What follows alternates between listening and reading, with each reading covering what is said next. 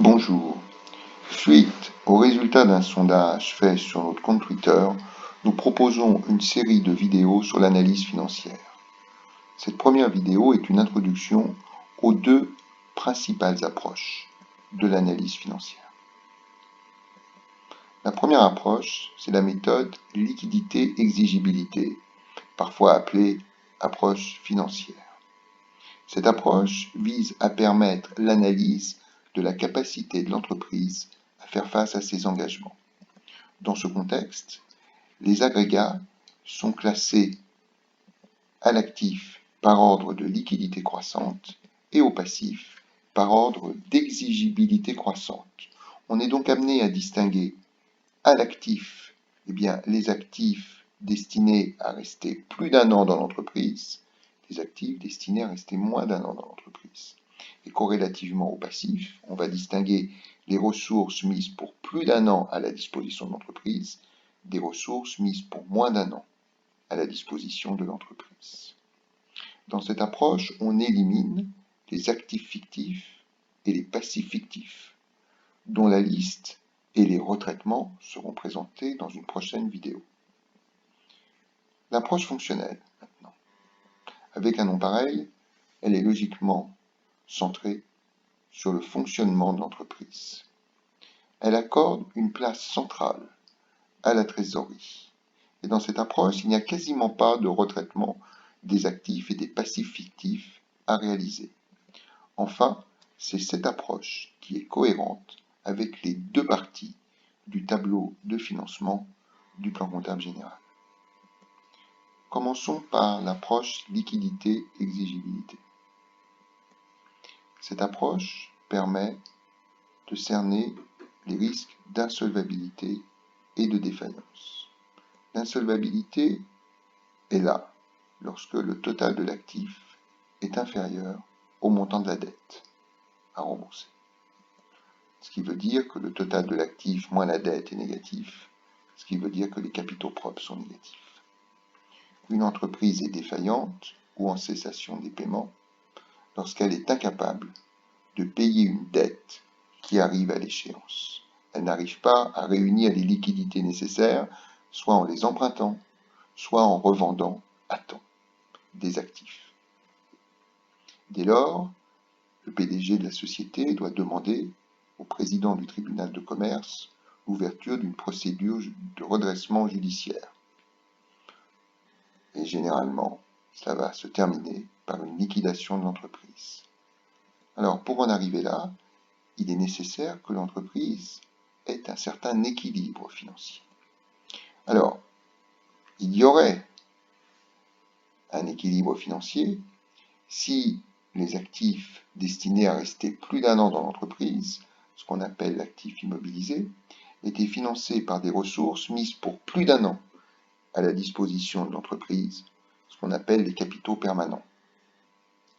Mais il s'agit là seulement d'une présomption d'équilibre financier, parce que des décalages peuvent se produire en matière de trésorerie.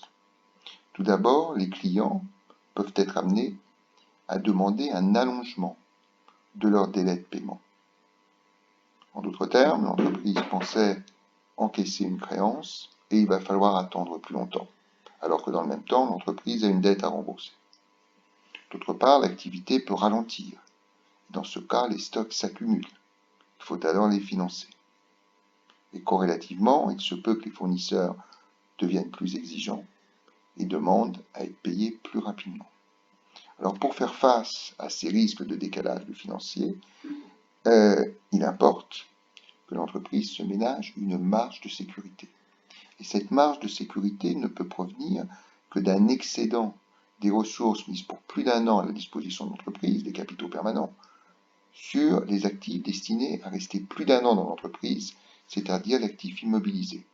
Finalement, cette marge de sécurité, cette différence entre les capitaux permanents et l'actif immobilisé, c'est ce qu'on va appeler le fonds de roulement. Pour pouvoir avoir une marge, il va falloir que ce fonds de roulement soit positif. Passons maintenant à l'approche fonctionnelle. Donc, comme on l'a dit, elle s'intéresse au fonctionnement de l'entreprise. Et dans ce contexte, on va être amené à avoir d'une part des éléments liés à l'activité courante, liés à l'exploitation de l'entreprise, l'actif circulant d'exploitation, le passif circulant d'exploitation, la différence entre les deux étant le BFR d'exploitation, et on va avoir par ailleurs des éléments qui ne sont pas liés à l'activité courante, des éléments hors exploitation, et on aura ainsi l'actif circulant hors exploitation, le passif circulant hors exploitation, et la différence qui est le BFR hors exploitation. Cette approche est focalisée sur la trésorerie. Par conséquent, les actifs sont retenus pour leur valeur brute. En effet, quand on voit une immobilisation, le prix qu'on a payé, le montant qu'on a décaissé, c'est pas le net, c'est le brut. Seulement, le problème, c'est que le bilan comptable, il est équilibré sur la base des valeurs nettes et non des valeurs brutes. Prenons un petit exemple, très simple. Nous avons à l'actif une valeur brute de 100, des amortissements de 20, donc une valeur nette comptable de 80. Dans ce cas, le total du passif, en supposant qu'il n'y ait qu'un poste d'actif, sera de 80. Actif égale passif, encore une fois, sur la base du net. Alors que le montant qui a été décaissé, c'est brut, c'est 100. Dans le bilan fonctionnel, on va donc retenir à l'actif la valeur brute de 100. Le total du passif du bilan comptable est de 80. Pour rééquilibrer le bilan fonctionnel, on va ajouter ce qui manque, c'est-à-dire les 20, c'est-à-dire le total des amortissements et provisions, qui vont ainsi constituer un fonds d'amortissement et de provisions. Puisque nous sommes centrés sur la trésorerie, c'est dans cette approche que nous allons avoir fonds de roulement moins BFRE plus BFRHE égale trésorerie. Cette équation n'existe pas dans l'approche liquidité-exigibilité. Alors la trésorerie que l'on a ainsi obtenue peut aussi être obtenue en faisant la différence entre la trésorerie d'actifs et la trésorerie de passifs. La trésorerie d'actifs, ce sont les valeurs mobilières de placement et les disponibilités. La trésorerie de passifs, c'est d'abord le découvert et les concours bancaires courants. D'autres postes qui concourent à la formation de la trésorerie de passifs du bilan fonctionnel seront précisés dans une prochaine vidéo.